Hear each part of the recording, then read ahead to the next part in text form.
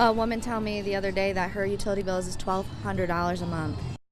The rising cost of utilities is becoming a harsh reality for Michigan residents, and lawmakers want to do something about it. Good evening.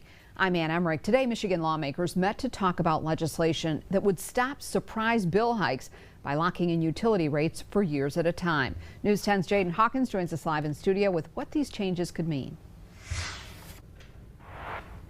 And under current law, utilities can request a rate hike every 12 months. They file a rate case, gather input from multiple parties, and the Michigan Public Service Commission has the final say. This new bill would slow that process down. It's going up. Many Michiganders like Michi Morris and Sapphire Carrion have that exact thought when looking at their monthly utility bills. My bills went from like $150 to $250 a month for utility bills. Over the last 5 years, the Michigan Public Service Commission has approved more than $1 billion in electricity rate increases for the state's largest utility companies. That's according to State Senator Kevin Hertel, who has introduced Senate Bill 768.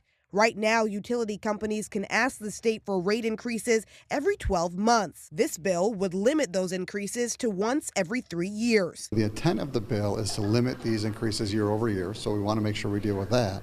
But it also creates a lot of efficiencies in the process and a better rate setting plan. No major utility companies testified at Thursday's committee hearing on the bill. News 10 received a statement from Consumers Energy stating, quote, Consumers Energy opposes the legislation as introduced. Annual rate cases enable Consumers Energy to make timely, consistent investments in electric and natural gas systems that improve reliability. Delaying necessary investment does not result in a safe, reliable system and raises the cost of repairs, end quote.